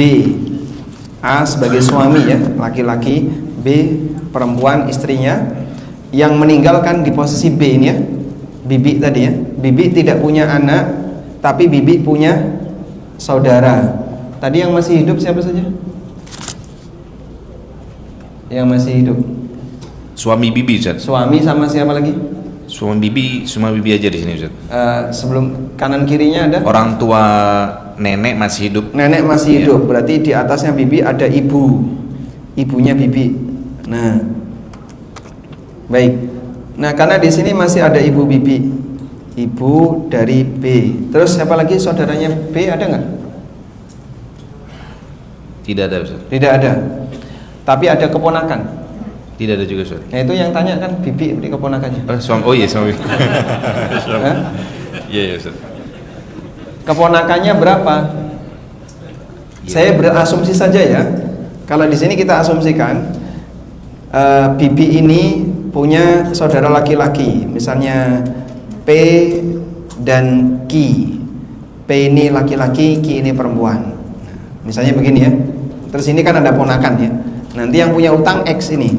X ini laki-laki, Z ini penanya. Nah, misalnya. Oh, tadi penanyanya perempuan. Baik. Misalnya kayak gini.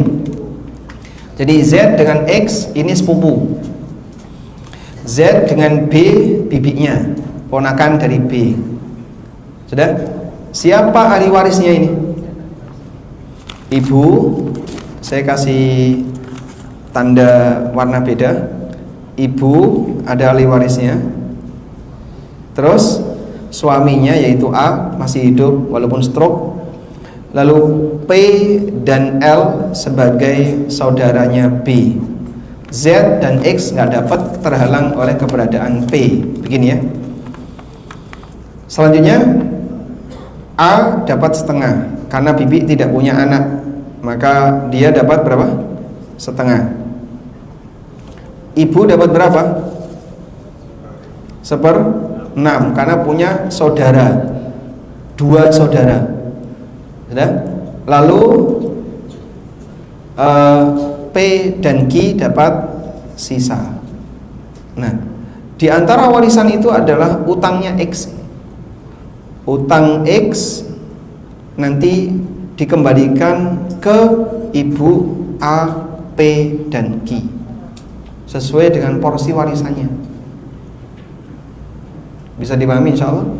Nah, terus bagi sisanya ini berapa Pak? Dia 2:1. Laki-laki dapat 2, perempuan dapat 1. Utang kepada mayit yang belum kita bayarkan ke mayit nanti menjadi hak ahli waris. Kecuali kalau X ini ahli waris. X ini adalah keponakan yang dapat warisan.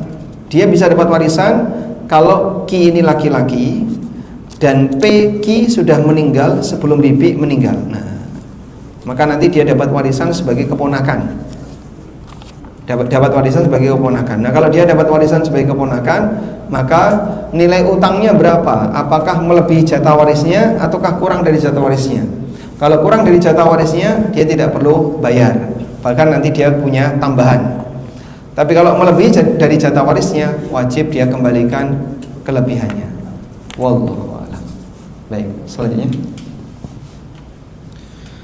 Ustadz, putri Ana nitip uang ke Ana sebagai ibunya. Putri Ana minta dibelikan emas dari uang titipannya. Bagaimana Ustadz? Bolehkah saya membelikannya karena dia putri Ana dan menitip? Boleh.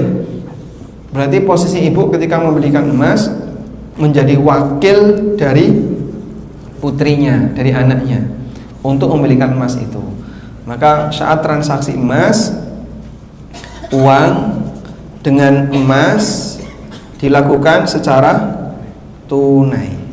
Dilakukan secara tunai. Kenapa harus tunai? Karena syarat saraf itu wajib yadan biyadin. Selanjutnya. Ada orang berhutang dengan Ana sekitar 4 tahun yang lalu untuk usaha dan dijanjikan bagi hasil sekian persen. Namun ternyata usaha hanya jalan beberapa bulan. Kami menagih namun tidak ada dana dan berniat kalau ada uang mencicil. Kalau dilihat dari harga emas saat ini sudah 3 kali lipat. Apakah ditagih dengan nominal hutang awal atau bagaimana Ustadz? Jazakallah khairan. Baik, kesepakatannya bermasalah karena akadnya utang tapi ada janji bagi hasil. Sehingga ini yang benar modal atau utang? Atau utang jadi modal? Atau modal jadi utang?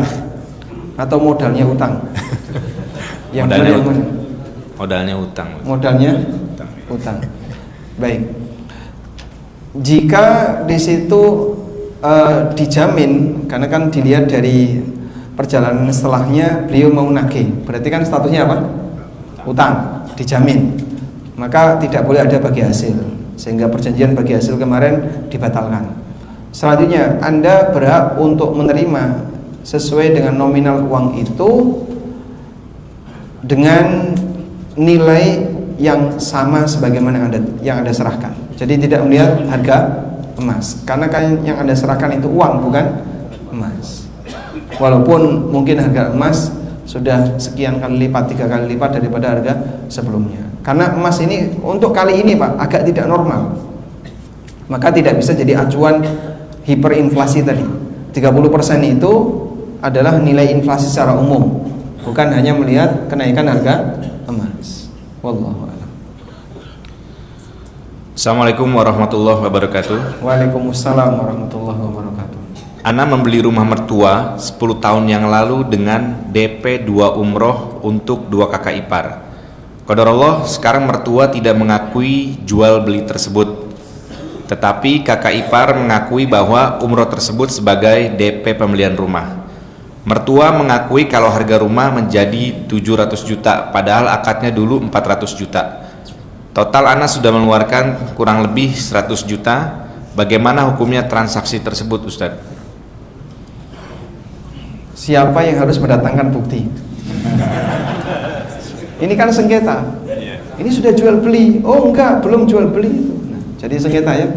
Siapa yang harus mendatangkan bukti? Anda atau mertua?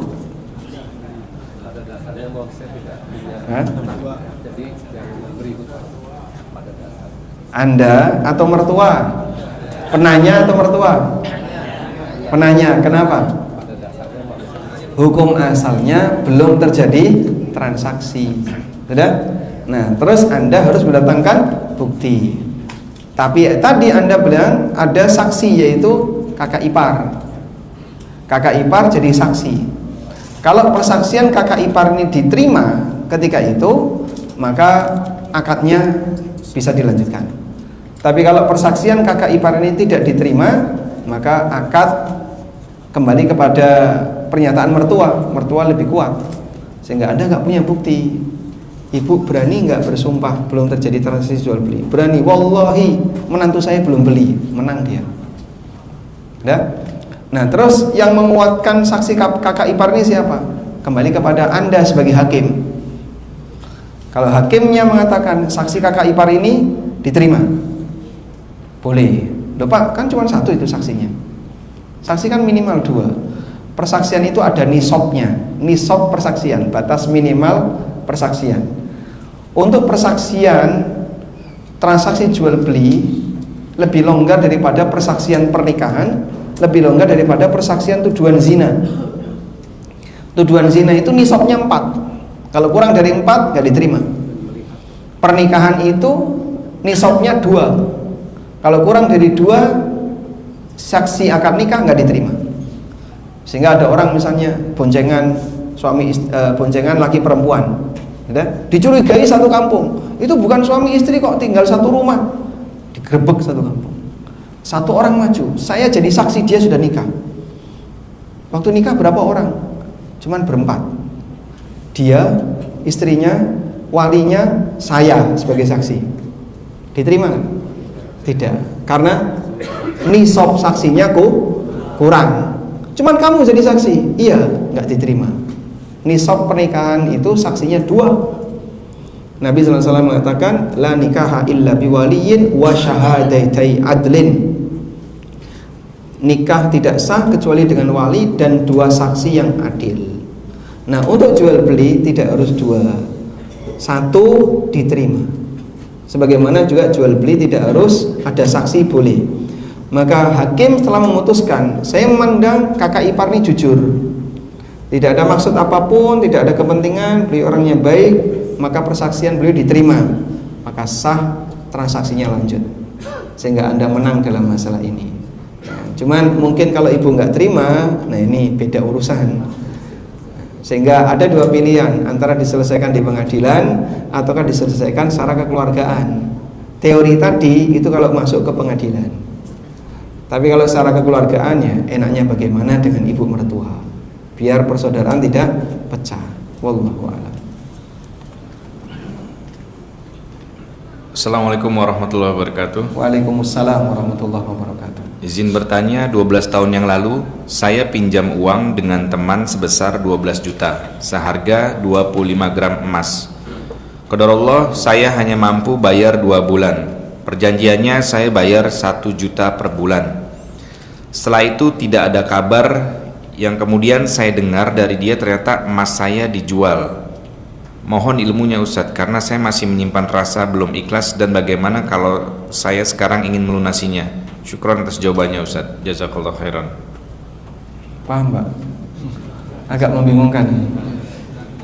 Gadai, nah, mungkin tepatnya gadai. Baik, Anda utang 12 juta dengan menggadaikan 12 gram emas, 25 gram 25 gram emas. Utangnya berapa? 12 juta. 12 juta. Lalu sekarang mau Anda lunasi, namun ternyata dia sudah menjual emas tersebut. Nah, itu enaknya gimana? Kalau dibayar 12 juta dengan melihat 25 gram emas, Masya Allah, jauh sekali selisihnya. Itu sudah jadi 50 juta sekarang. Nah, terus gimana Pak? Baik, lihat, emas ini barang apa? Barang gadai. Namanya barang gadai, tidak boleh dijual oleh pemegang gadai kecuali atas izin dari pemilik. Di posisi ini emasnya dijual oleh pemegang gadai. Kalau berita itu benar ya, berarti kewajiban dia ya harus mengembalikan. Nah, yang jadi masalah orang ini ketika mau melunasi utangnya berapa tahun tadi? Berapa tahun tadi? 10 tahun. 12 tahun. Ustaz. 12 tahun. 12 tahun. Masya Allah. Itu mungkin juga agak keberatan. 12 juta 12 tahun yang lalu ya bisa berapa Pak? Sekarang jadi sekian puluh juta. Baik. Kalau kita menggunakan skema la tadlimuna wa la tudlamun, kalian tidak mendolimi dan tidak didolimi, maka boleh ada islah dalam masalah ini. Wasulhu khair, dan islah itu yang lebih baik. Gimana kira-kira enaknya? Apakah mengembalikannya bisa di atas 12? Misalnya disepakati jadi 20 dan emasnya dikembalikan 25 gram tadi. Insya Allah tidak masalah karena sudah hiperinflasi di angka 12 tahun ya. Di rentang 12 tahun sudah mengalami hiperinflasi. Penambahan ini dalam rangka untuk menutupi resiko yang ditanggung oleh pihak yang memberi utang karena nilainya atau rentangnya terlalu jauh. Wallahu a'lam. Assalamualaikum. Waalaikumsalam. Ustadz, ada seorang cucu berjanji mengembalikan uang neneknya yang sudah menyekolahkannya dari awal sampai dia selesai kuliah. Sekarang neneknya meninggal, uangnya tidak dikembalikan. Pada saat neneknya masih hidup, neneknya pernah memberitahukan hal ini kepada anaknya yang lain. Bagaimana hukum janji cucunya terhadap neneknya itu, Ustadz? Di posisi ketika itu dinyatakan waktu keduanya masih hidup, berarti status nenek memberikan uang ke cucu ini akadnya utang. Makanya sang cucu berkewajiban untuk mengembalikan. Andai kan tidak ada kesepakatan itu, ya sudah kamu berangkat saja sekolah, nanti pakai duit nenek. Cuman ngomong kayak gitu, akadnya hibah jadinya. Cuman karena sang nenek bilang atau cucu bilang nanti akan dikembalikan sesuai kesepakatan, berarti akadnya apa? Utang. Karena akadnya utang, ini menjadi kewajiban cucu untuk mengembalikan dana tersebut dan nanti diserahkan kepada ahli waris yaitu anak-anaknya. Wallahu a'lam. Assalamualaikum Ustadz. Waalaikumsalam. Saya mau bertanya, saya punya motor gadai yang sudah lama tidak ditebus, sudah bertahun-tahun. Karena saya tidak punya kendaraan, apakah boleh motor itu saya gunakan untuk saya bisa bekerja? Dan sampai detik ini pemiliknya tidak ada kabar untuk menebusnya. Apakah boleh juga saya jual motor tersebut? Baik, Anda bisa menghubungi pemilik kalau pemiliknya masih bisa dikontak. Terus buat keputusan saja. Ini pilihan terakhir ya. Kalau kamu tidak mau bayar utang, motor ini saya jual untuk melunasi utangmu. Jika dia bersedia, silahkan. Tapi kalau dia nggak bersedia gimana Pak? Nah inilah seharusnya keterlibatan pemerintah menjadi wewenang mereka, sehingga Anda bisa laporkan ke petugas aparat siapapun yang dia merupakan anggota pemerintah, lalu nanti dia akan memberikan tekanan kepada orang yang berutang tadi. Dengan cara demikian posisi Anda sebagai pemilik uang terlindungi, posisi dia sebagai pemilik barang juga terlindungi. Ini kalau ada keterlibatan pemerintah. Tapi kalau tidak ada Pak, ya itu kesepakatan saja. Kamu setuju nggak kalau motor ini saya jual? Kalau dia merasa ya sudahlah, kamu jual saja, tapi utang saya dianggap lunas ya, siap, tidak apa-apa. Insya Allah itu sudah selesai, sehingga nanti bisa Anda jual atas izin dari si pemilik barang. Karena gadai itu tidak pindah hak milik, sehingga gadai baru pindah hak milik jika pemiliknya sudah menyerahkan ke kita sebagai ganti pembayaran utang. Wallahu a'lam. Assalamualaikum warahmatullahi wabarakatuh. Waalaikumsalam. Semoga Allah merahmati Ustadz, keluarga, tim dan seluruh umat muslim dimanapun berada. Amin. Waalaikumsalam. Ayah saya dan beberapa anggota keluarga memiliki kebiasaan buruk terkait hutang. Yang pertama, bermudah-mudahan dalam berhutang. Kedua, menunda pembayaran padahal mampu. Ketiga, campur aduk antara jual beli dengan hutang. Qadarullah, yang bersangkutan sulit menerima nasihat dan tak jarang malah menjadi konflik. Pertanyaannya, yang pertama, bagaimana cara yang tepat dalam menasihati? Yang kedua, apakah boleh menghimbau orang lain untuk menghindari bermuamalah dengan beliau? Jazakallahu khairan.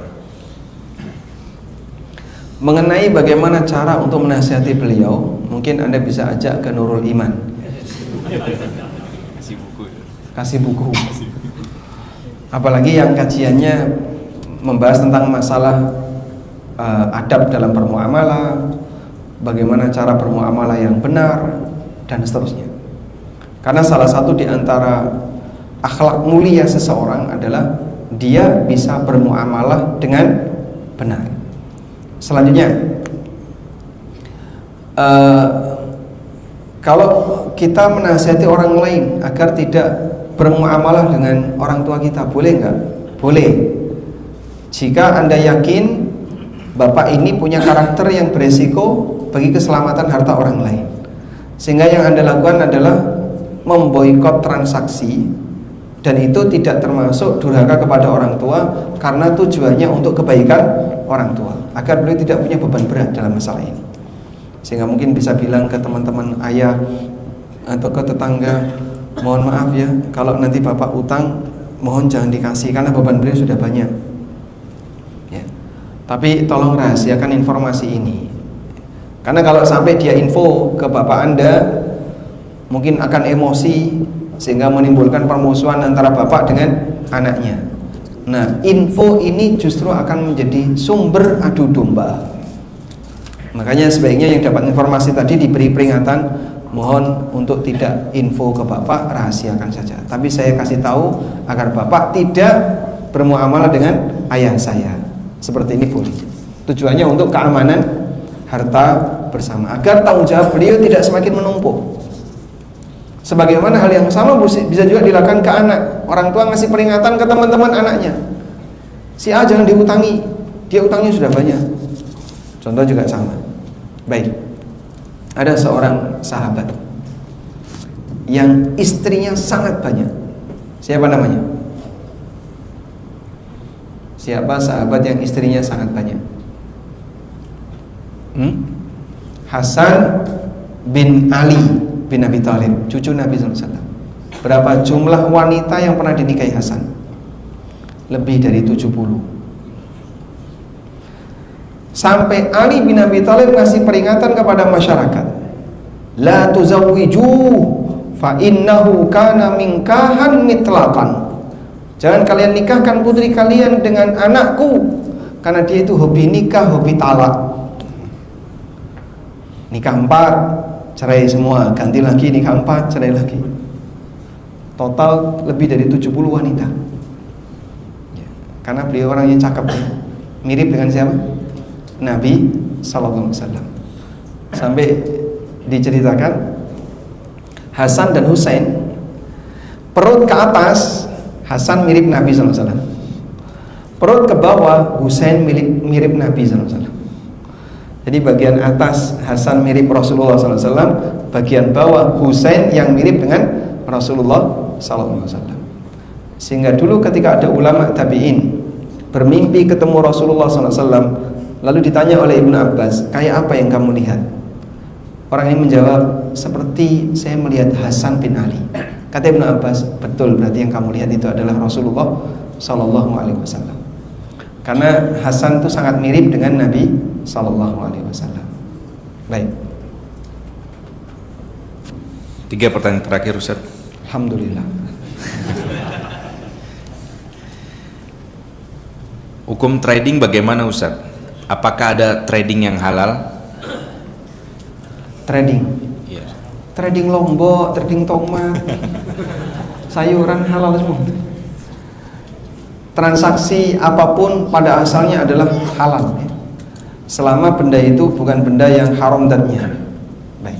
Tapi jika yang Anda maksudkan adalah trading falas, trading uang dan seterusnya, satu, dalam prinsip ekonomi syariah, uang itu alat tukar atau komoditas?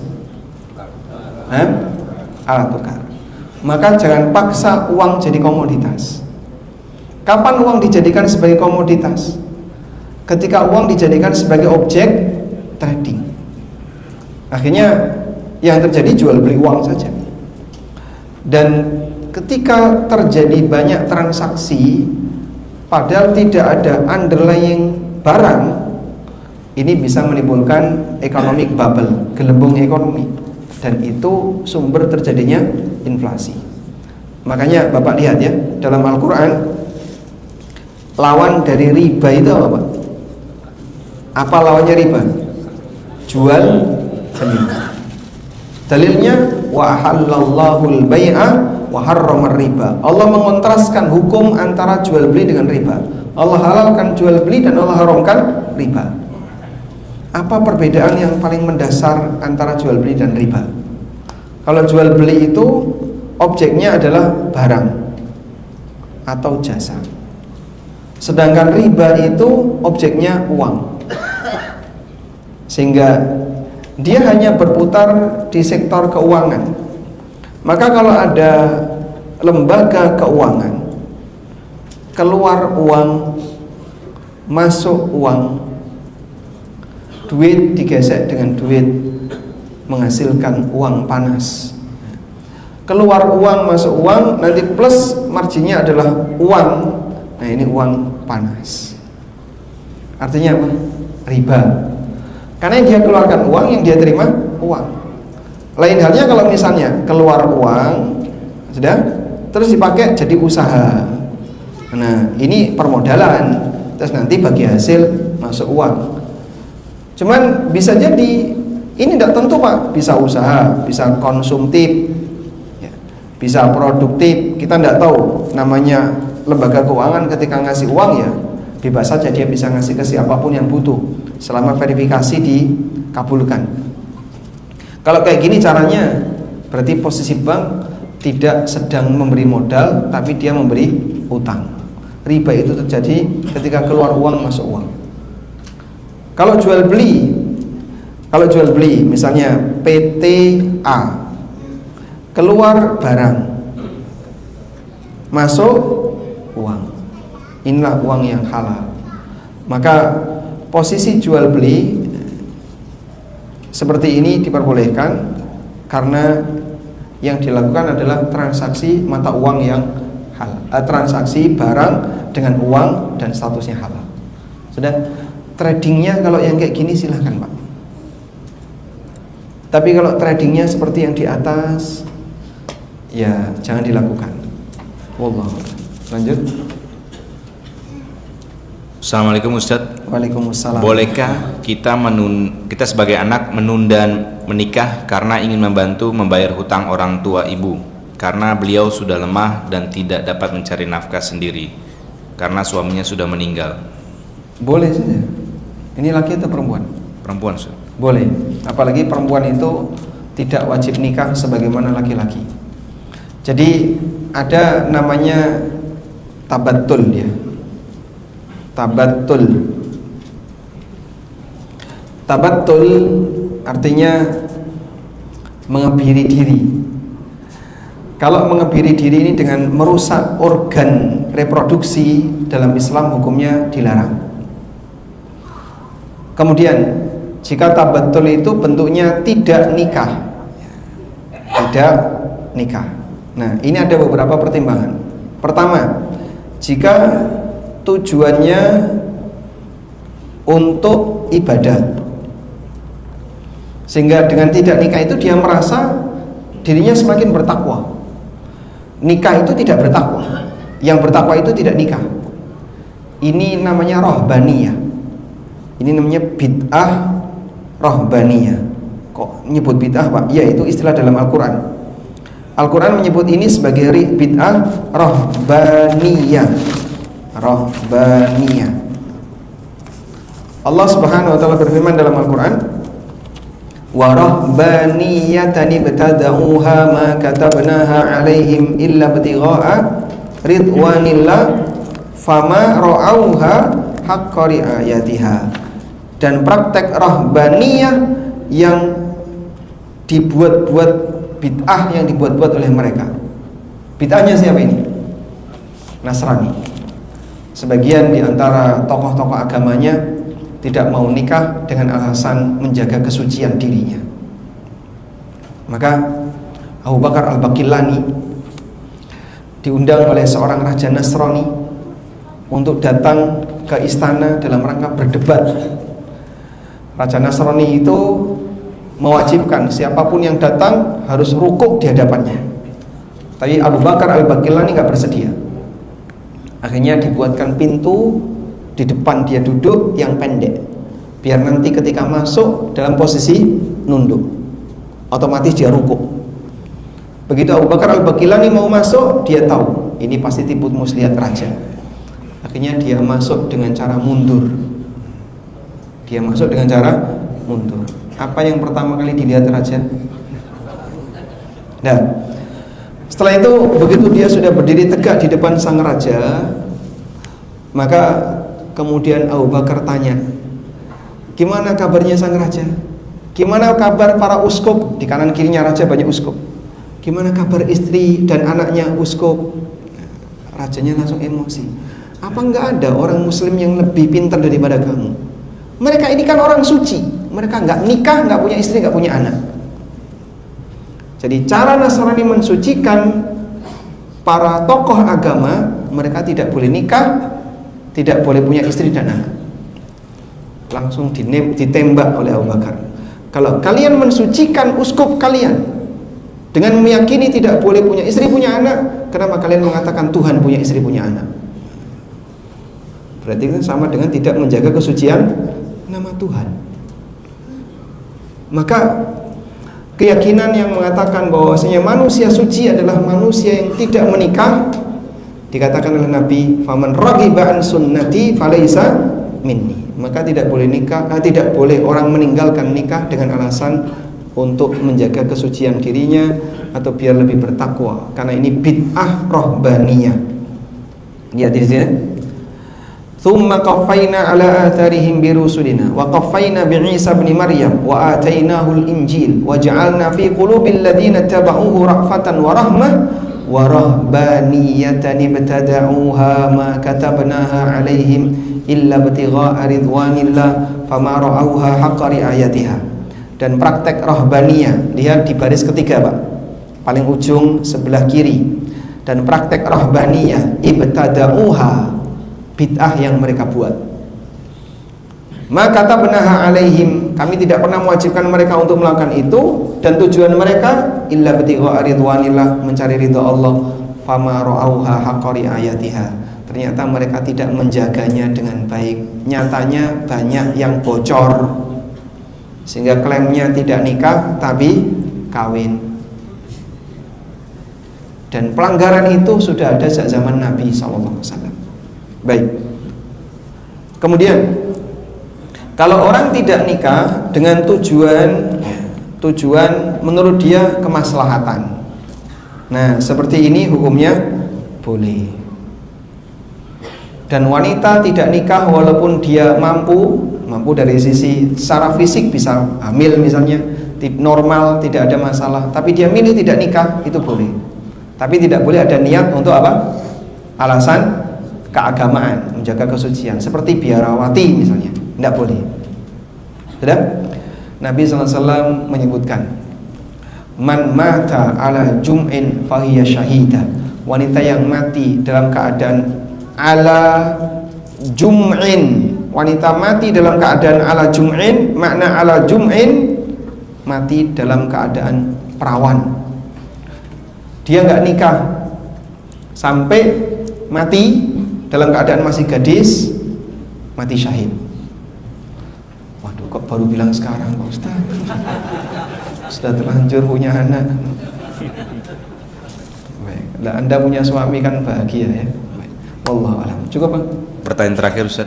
Terakhir. Ada hadiahnya juga. Jadi panitia yang bertanya Ustaz, kan bahas tentang ada orang utang Ustaz ya. Panitia yang bertanya, ada nggak teman-teman di sini yang dari lahir nggak pernah ngutang? Ada hadiahnya. Dari lahir nggak pernah ngutang. Sampai sekarang kita ada hadiahnya, buku tentang Bila Ku Mati, akan dibedah di hari Jumat jam 2. Hari Jumat ya, jam 2. Jam 2 malam. Jam 2 siang Ustaz. Ternyata nggak ada ya. Kalau kayak gitu kita kembalikan ke Ustaz pertanyaan Ustaz. Ini hadiahnya. Judulnya Bila Ku Mati. Yang dari lahir nggak pernah utang tadi nggak ada yang katakan. Mungkin waktu lahir sudah utang. Kelas berapa? Kelas 7. Masya Allah. Baik, jawaban tidak diterima. Belum dewasa, belum kerja. Yang sudah dewasa, yang dari lahir belum pernah utang. Nggak ada. Baik. Pertanyaannya saya ganti. Di antara jamaah, judulnya Bila Ku Mati ya, yang piutangnya paling banyak. Piutangnya paling banyak. Ada? Yang punya piutang di luar ada, Pak? Hah? Yang sering diutangi orang lain atau Pak? Berapa, Pak? Belakang ada angkat tangan? Berapa? Nggak jadi? Ya, mana? Berapa? 100-an. 100-an. Ada yang di atas 100-an? Berapa? 200-an. 100-an, 200-an. Lebih tinggi 200-an. Baik, dapat hadiah yang 200-an. Baik, demikian yang bisa kita sampaikan. Semoga bermanfaat. Wassallallahu ala nabiyyina Muhammadin wa ala alihi wa sahbihi wa sallam. Wa akhiru da'wana alhamdulillahi rabbil alamin. Wassalamualaikum warahmatullahi wabarakatuh.